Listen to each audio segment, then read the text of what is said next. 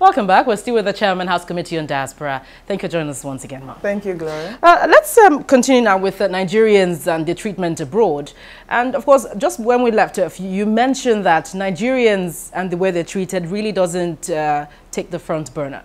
The legislature has done quite a bit in this regard and brought all these issues to the front burner. And, you know, the legislature has passed several motions on this and have actually solved some of these problems in as much as we could. So I think the executive has to be more proactive. So you laid on the executive right now? On the executive side. So let's tie it now to what's happening in Indonesia. It's quite pathetic to see many Nigerians on a death row, and it appears we're keeping silent about this. Before Indonesia, I'm sure we have almost about 12 Nigerians in Saudi Arabia to be killed on death row. I have their names, and but it's like with Saudi Arabia, just like in Indonesia, you commit a crime, penalty is death, it is death. And we have in other cases, China, you know, human rights cases in China is questionable. So apart from Indonesia, there are quite a few more Nigerians on death sentences in some parts of the country. And like I said earlier, we need to know. You see, we know about Indonesia. There are many places Nigerians have been killed and nobody said anything because they were just Nigerians. Indonesia attracted world attention. Australians were involved. Britons were involved. That's why you got to know. This is not the first time. Some Nigerians had been killed before this particular one.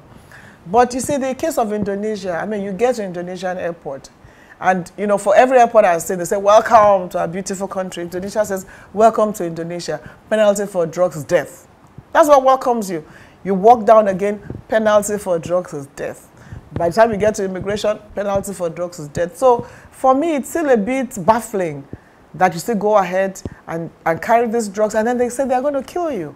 We've been into Indonesian prison to appeal on behalf of Nigerians who were led by the former Minister of Foreign Affairs, Ambassador Joe. Was that fell on deaf ears? Well, at least the Foreign Affairs Minister did lead a delegation. They didn't kill them for some time, but there was no follow-up.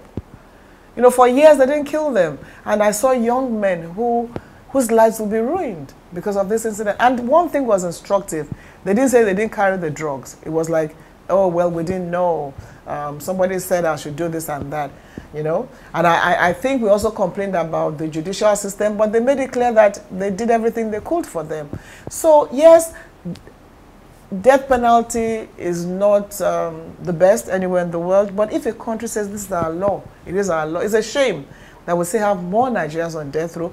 We'll continue to appeal for them, but it's going to be a bit difficult for the president to renege on his decision to kill them. But life is about hope.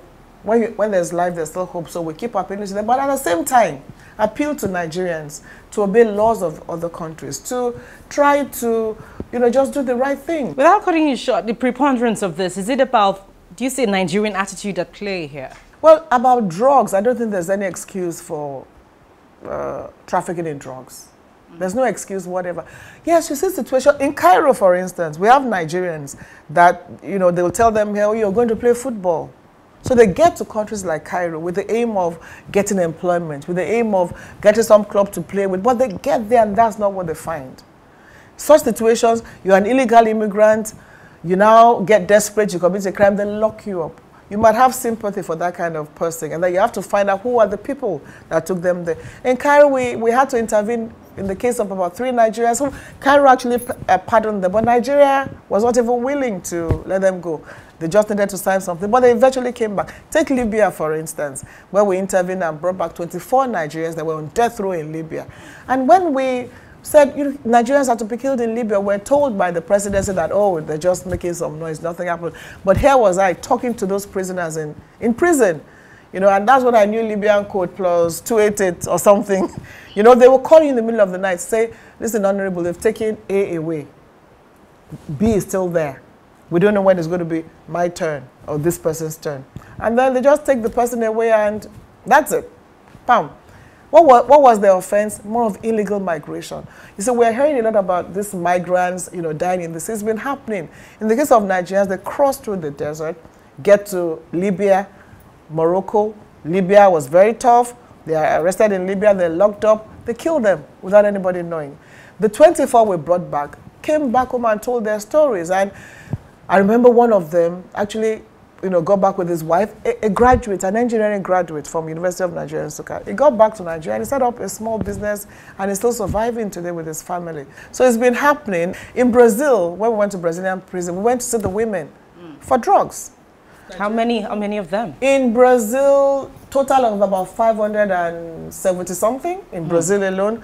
But we met just the women group, and in that room we met almost about 27 Nigerian women for drugs in Brazil. It was again a very touching moment. And we went to Brazilian prison because of a 72-year-old Nigerian woman who was kept in there for drugs. And the law of Brazil says if you're over 70, you shouldn't be in prison.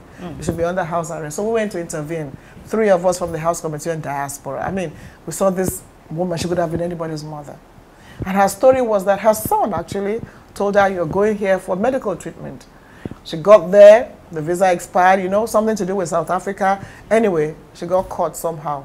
And you could see that she didn't know that she had anything on her.